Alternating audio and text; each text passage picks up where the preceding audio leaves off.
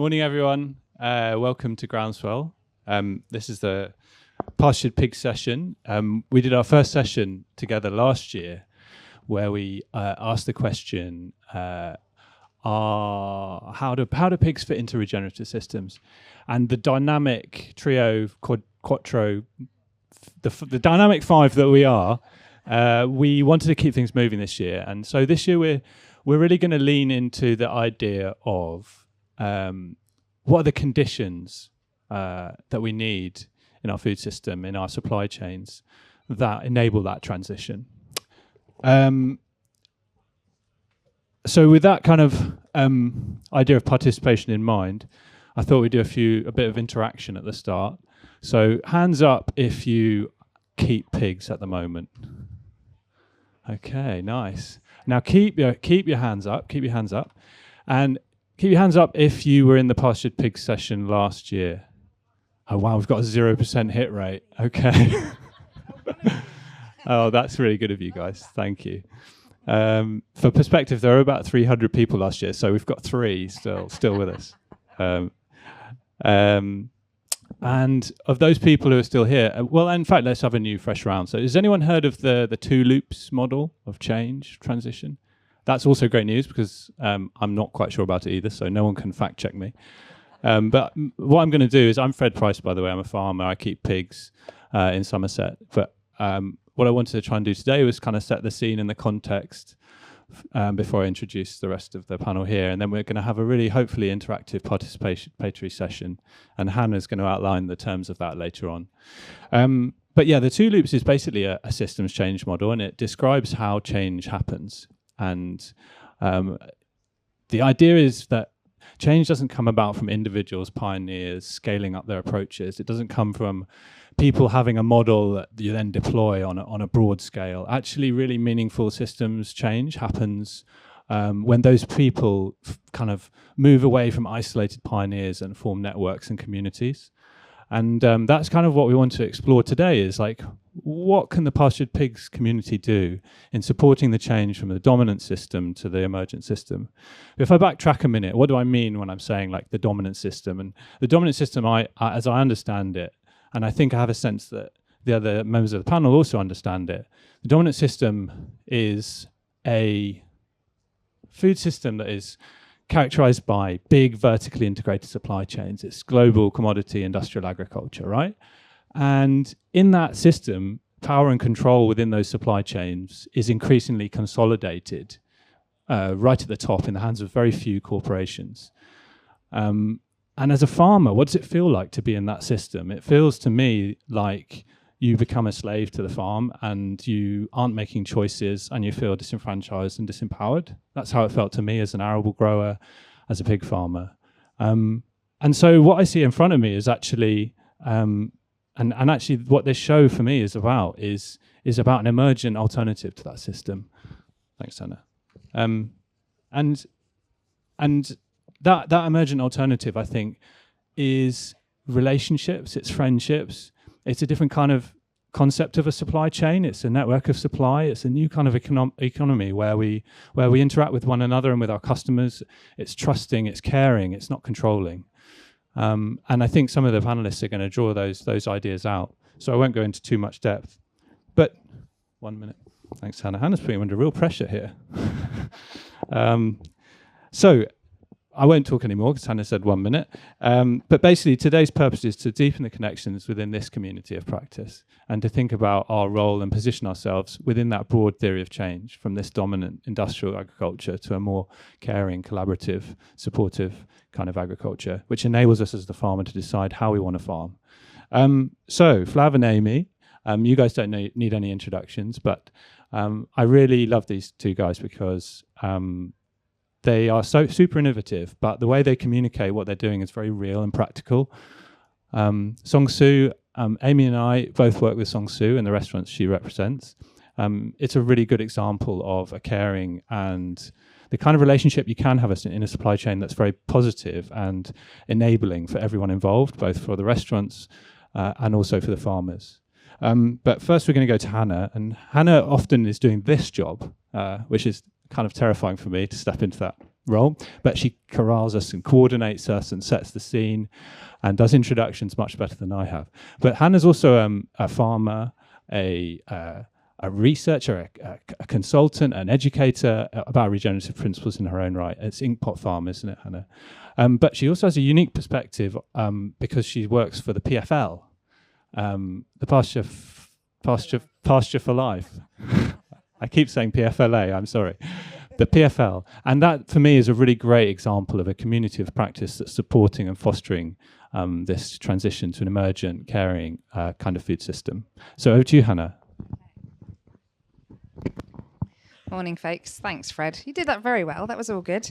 Welcome to this pig session. We're really looking forward to we've been allowed back, which is a big one, because the one last year was the first pig session ever at Groundswell. So welcome to the second pig session ever at Groundswell.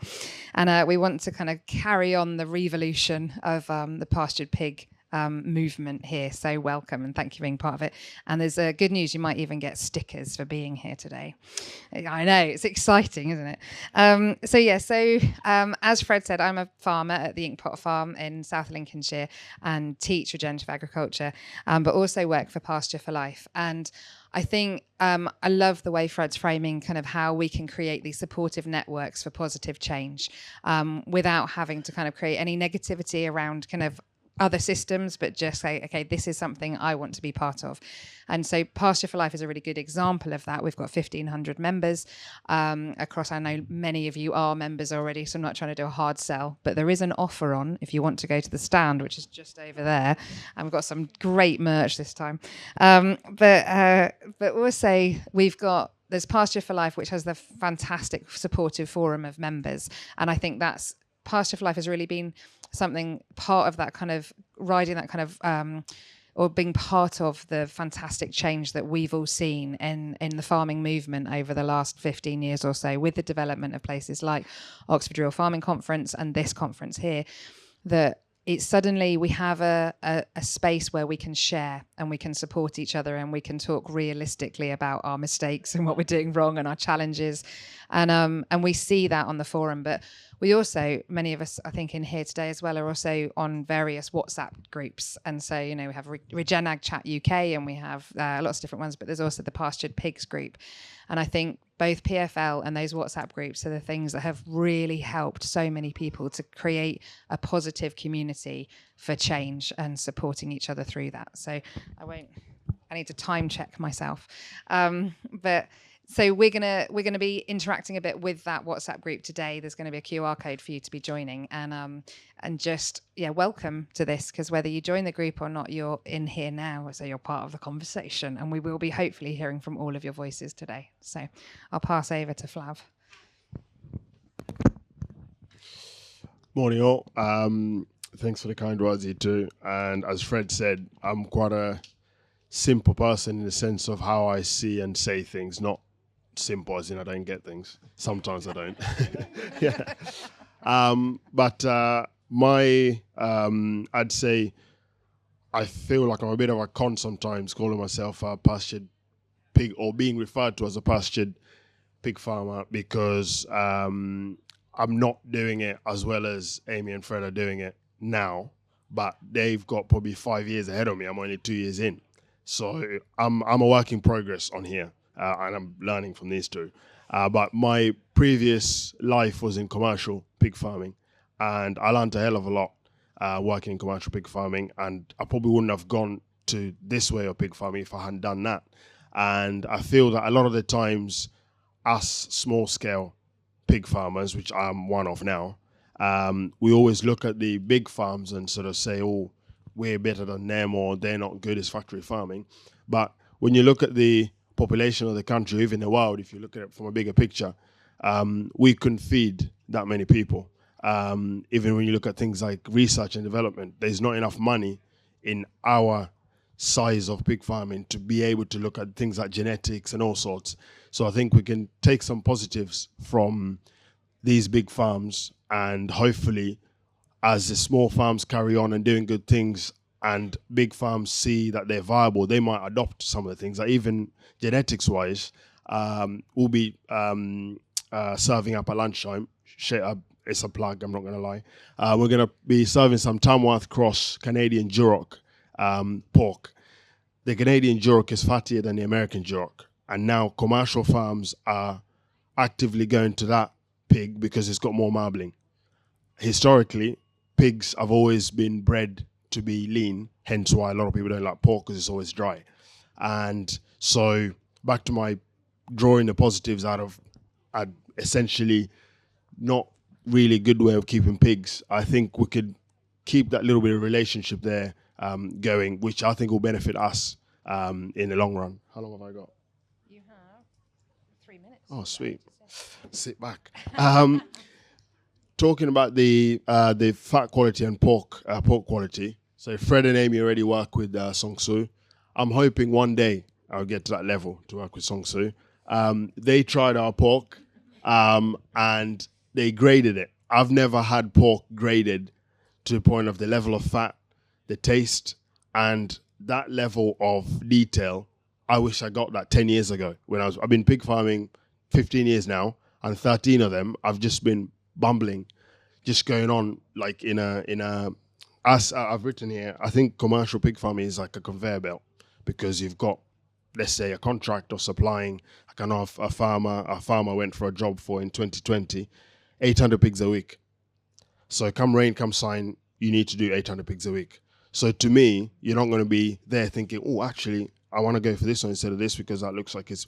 So it's just a system, and that's what I've been doing for 13 years until I got an opportunity to get a council farm, and now I can farm the way I want, in a way that I don't have to send pigs off at 200 and whatever days or 6 months.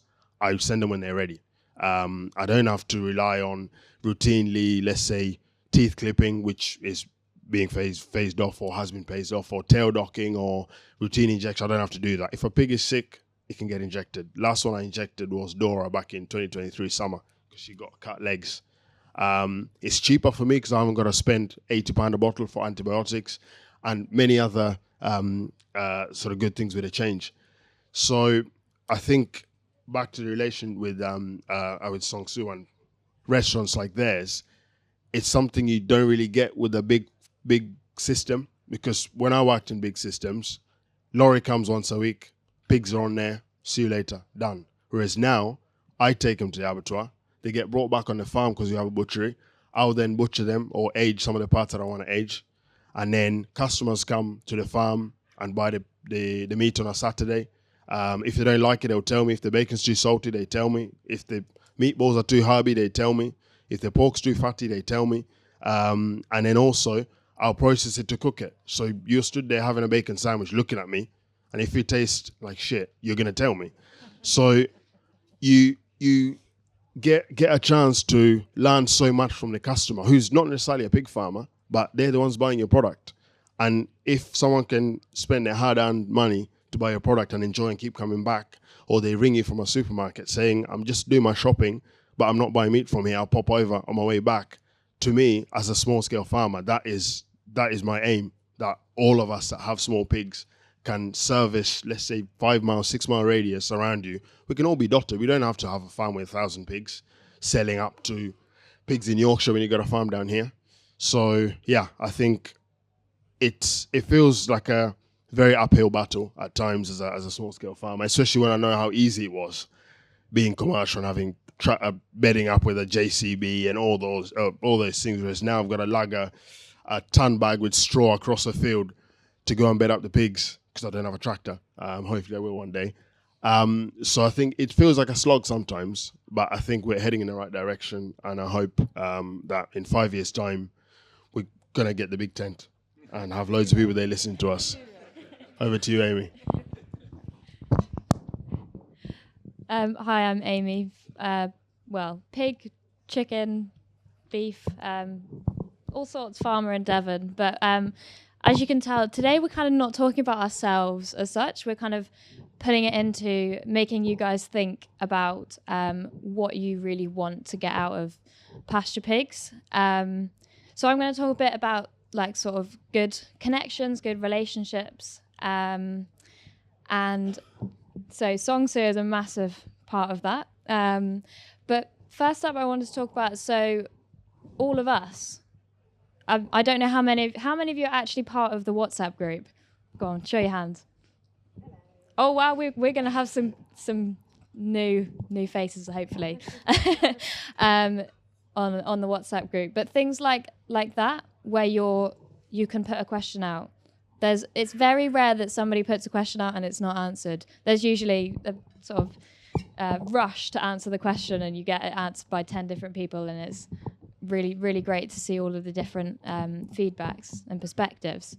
So relationships between ourselves, farmer to farmer, there's so much knowledge with everyone in this room, and also between our customers. So like Flav was just talking about, from his perspective, he's selling directly to a customer, to the public, and he's getting that feedback straight away. They're eating it and they're going, that's great, that's not so great. More salt. But then for me, I do a lot of, so I work with Songsoo, which has been a real game changer for me. So when I first started doing pigs, basically I was like, oh, these look like fun. I'll just have a few for the local market. Then had interest from other people who, I'm going to say they spoke the talk, they talked the talk, and they looked like they were doing great things, but it's really difficult finding someone who's actually going to follow through and actually pay you what they say they're going to, who's going to work with you in actually how the realities of farming. Because realistically, we all know when you farm like we do in an actual real outside environment, it's not a conveyor belt. It's the pigs grow at slightly different paces. You're not going to get an exactly the same pig every single time. So when you work with people like Super 8 restaurants that Songsoo works for, then that's when you can start building the relationship and having the feedback and hearing what actually works and what doesn't. But so when Super 8 restaurants first approached me, they said, we're looking for some really good pigs. And I said, well, I have just dropped my pig numbers by a lot. And actually, realistically, before I'm going to have good pigs again, it's going to be a year's time. And they said, that's fine, we'll wait. How many people will actually do that? Like, this is a completely different relationship that we're talking about. And in that time, before they actually had any pigs from me, they came to the farm, they visited, we had many phone calls, we talked it through. Every stage of the process, we were communicating, we were talking about what was going to happen. And then when I started sending pigs, I got feedback. Like Flav was talking about, it's like insane the amount of feedback that, I mean, I'll leave Songsoo to talk about the actual the process of it, but it means that when I've raised pigs slightly, because I kind of, some of them are raised in rushes, some of them are raised in woodland, some of them in pasture, so then I know what has actually meant it means this flavour, or this maybe hasn't worked out quite right.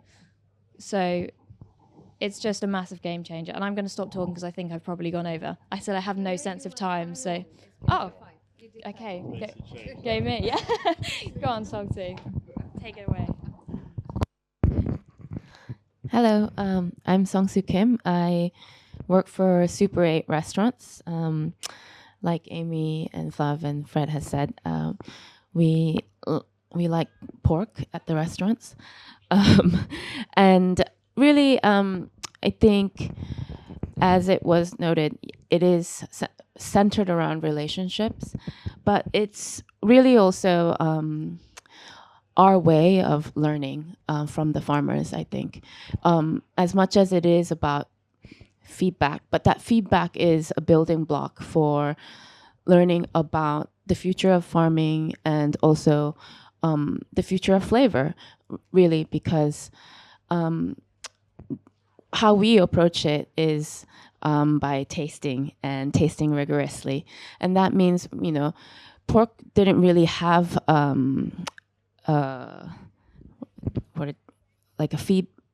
grading system, but we borrowed it from the Australian beef grading system, and we have a sheet, and we grill it and taste it, and we do comparative tasting.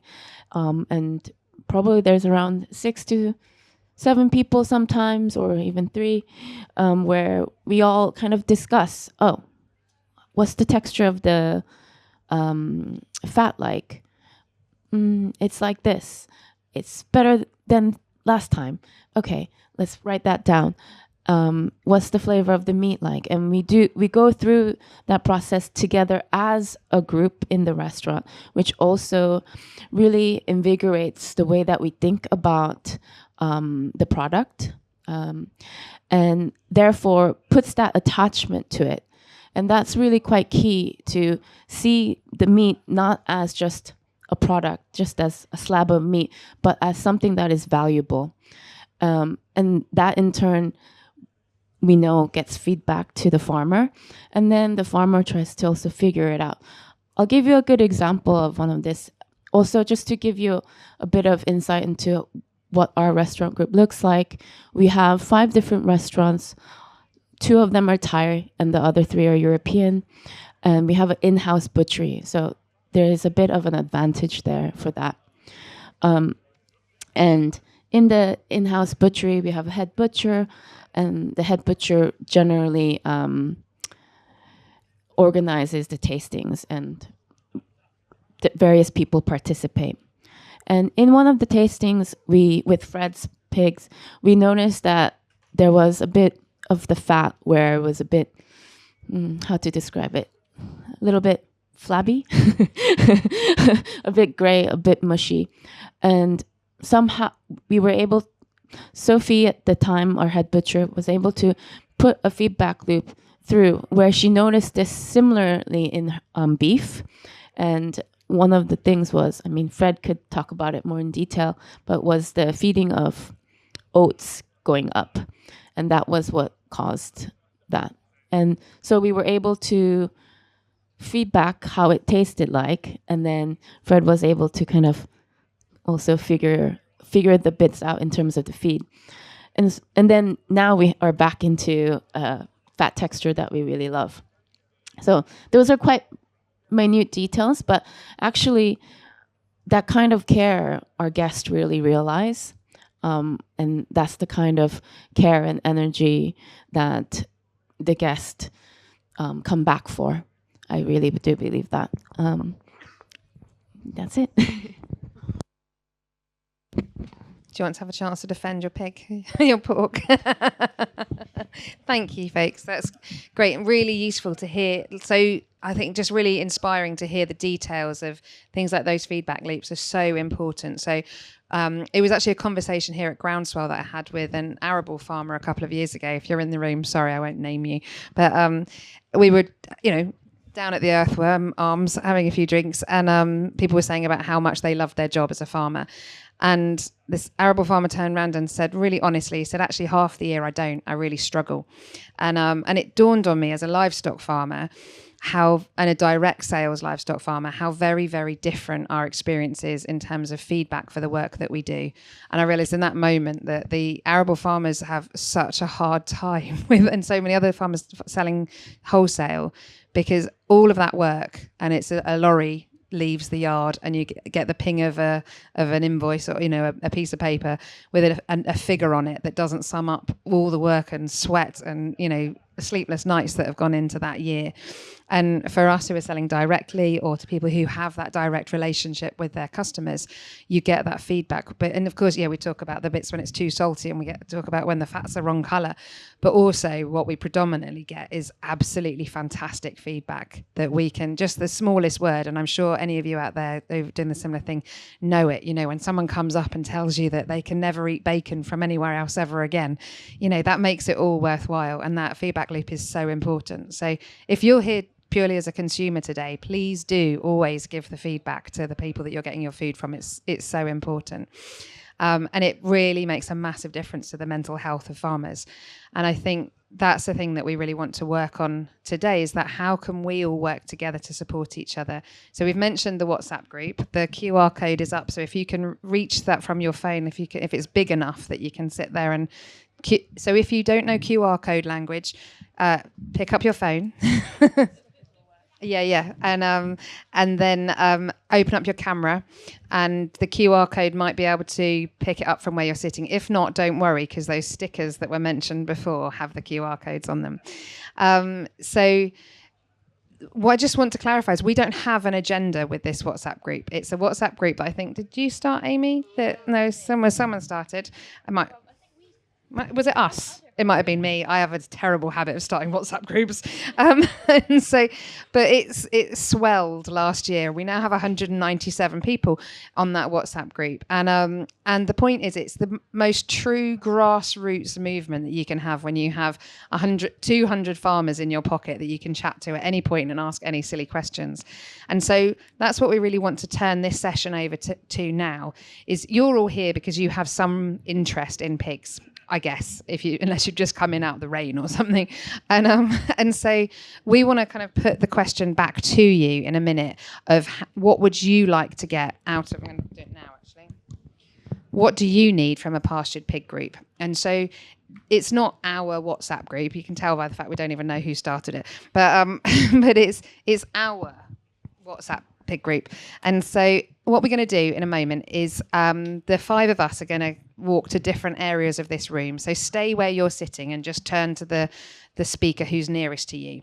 And we're going to ask you a couple of questions. And so, yes, we are going to want you all to speak. So that's why I've been mean about time, because we need to do this quickly. So first of all, the first question we're going to ask you all is, who are you? And you can have 3 words. That's all. Just 3 words, just to say your name, where home is, and what your relationship is to pigs. No more than 3 words. That's it. You're just done. And then passing on to the next person. We're just mean about it because we want to get on to the more interesting question. You're all very interesting, all right? But there's another question we want to ask. And the question we want to ask you all is, what do you need from a pastured pig group? So there's some sub-questions there on the screen that you can have a think about. If you're just here as kind of because you're interested in the session, you haven't really thought about it, don't worry, just pass, that's fine. Now, the nice bit is we're probably going to run out of time to hear from everybody, but if you can try and be brief, that's great. But this isn't the end. This isn't your last chance to speak. The point is, join the WhatsApp group and then put your thoughts into that WhatsApp group.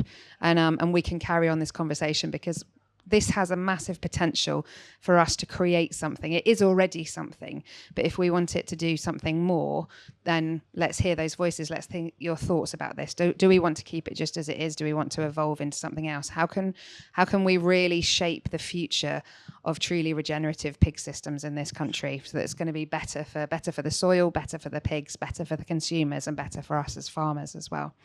Okay, so clear as mud. We're gonna get up and move to our allocated spaces. And if you turn to your nearest speaker, we're going to ask you 3 words: who you are, where home is, and your relationship to pigs, and then this question. And if someone in each group could put their voice recorder on and listen and record the conversation, or put some notes down and chuck it onto the WhatsApp group, that'd be useful. Right, folks, thank you so much. We're going to wrap up briefly. So if you want to bring your focus back to the front. I know you're having really juicy conversations now. So, hello. Can someone prod them in the middle? Excellent, well done. Shame those people having good conversations. Okay, thank you all for doing that. I know that in our group there's some really interesting discussions and questions as well, and I'm hearing from the other groups that there were really useful conversations as well. So, like I said before, this is, if you know that. Now that conversation has finished, it's not the end, it's the beginning. I've just had a little look on the Pastured Pig WhatsApp group, and there's just a whole stream of you all that have joined. So welcome. Thank you. That's great. So please carry on that conversation on the WhatsApp group. The reason that we gave you stickers is so that you can join, but also by putting your sticker on the inside of your lanyard, hopefully not on the plastic bit of the lanyard, but the paper bit, it will allow you, as you talk to other people around Groundswell for the next couple of days, if you find other people interested in pigs, they can also join the WhatsApp group. But also it gives you a chance that you can spot other pig people here, and then you can go and have those pig conversations. Now, we're really lucky because what we have on site for these couple of days is we've got a pig conversation HQ, which is Flav's food stall, and so you can carry on the conversation whilst eating the conversation as well. And we did put the 3 words up on the group. Can anyone see it? Does anyone know what it is? Where is it, Flav? It's just over there, isn't it? Yeah. He's doing a fantastic masala chai, samosas. When you get to that gate there, coming out there, there's a white Sprinter fridge van. It's behind that. So it's a black gazebo with what is it? GHK. There we are. But obviously not just doing a shameful plug of the most fantastic food on site, but it's on a serious note. If you want to carry on having conversations about pigs, then hang around there and there'll be other pig people there you can talk to. And if you want to ask Flav a question, then you need to buy something as well, because it's only fair, because he's really busy. All right? No, you can just ask stuff. Okay. So the five of us are going to kind of compare notes on what was discussed in our groups, and we're going to put that feedback back onto the WhatsApp group, so we don't have to try and summarize everything today in this moment.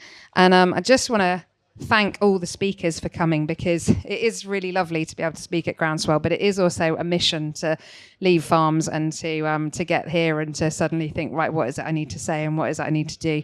So thank you all for coming, and thank you all for being here. Massive.